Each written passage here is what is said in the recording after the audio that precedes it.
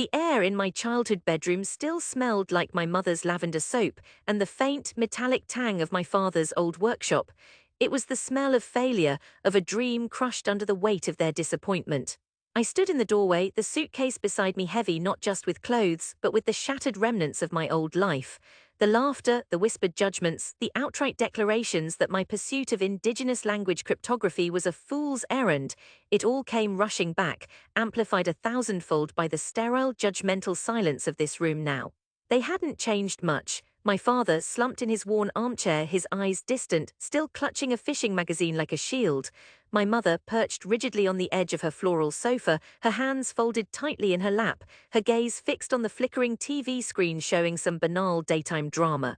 The room felt smaller, the walls closing in not just with memory but with the crushing weight of their unspoken verdict. You were right, you were always wrong. I took a breath, the sound echoing in the quiet. I'm back, I said, my voice surprisingly steady, cutting through the silence like a knife, and I brought proof. Their heads snapped up, eyes wide with a mixture of shock and something else, suspicion, fear. The flicker of doubt they'd buried deep beneath years of smug certainty. My father's jaw tightened. Proof of what, girl? That you're still chasing rainbows, that you've wasted your life. I didn't rise to the bait. Instead, I walked past them towards the window overlooking the barren, sun-baked yard. Proof that the rainbows have roots, I said, my voice low but carrying. Roots in languages you dismissed as dead, in cultures you thought were relics. I opened the laptop I'd brought. The screen flickered to life, revealing satellite images. Look at this, I said, my finger tracing a line across the screen. This was a desert, a wasteland now. I clicked and the image shifted.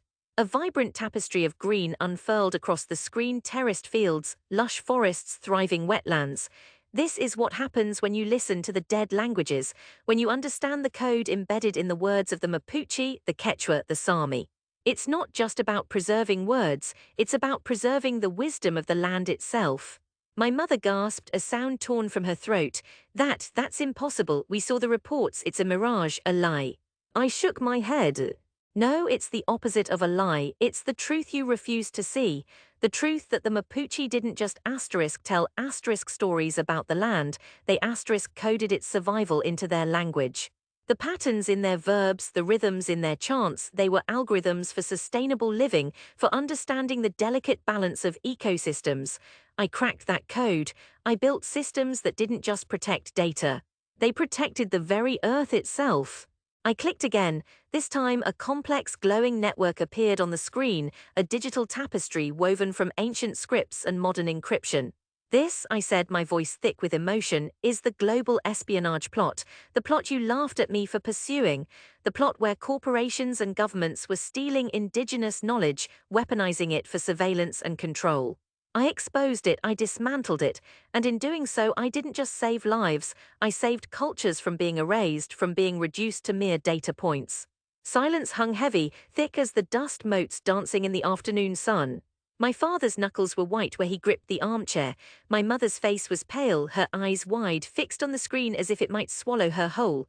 The smug certainty was gone, replaced by a profound, terrifying vulnerability. I turned to face them, the laptop screen reflecting in my eyes. You told me I'd fail. You told me I was an embarrassment. You told me my dream was ridiculous. I took a step closer, my voice dropping to a whisper that carried the weight of a lifetime. You were wrong, profoundly, devastatingly wrong, but the real tragedy isn't that you were wrong about me, it's that you were wrong about the power of these languages, you were wrong about the resilience of these cultures.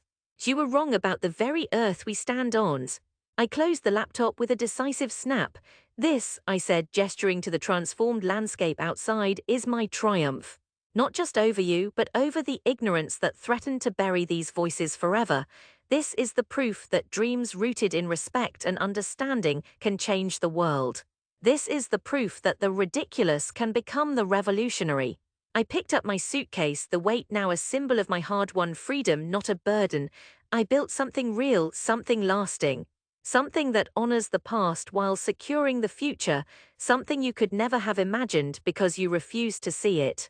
I looked at them, really looked at them. My father's eyes were filled with a raw, unfamiliar shame. My mother's were brimming with tears she couldn't hide. The silence wasn't mocking anymore, it was heavy with the weight of their regret. I didn't say another word. I turned and walked out of the room, out of the house, leaving the shattered remnants of their disbelief and the undeniable, vibrant proof of my success behind me. The desert was gone, replaced by life, and in that moment, standing on the threshold of my own hard-won reality, I knew the greatest victory wasn't just in the thriving ecosystems or the exposed plots. It was in finally, irrevocably proving them wrong. The laughter, the scorn, the dismissal, they were echoes now, fading into the wind, replaced by the undeniable, resonant hum of a world awakened.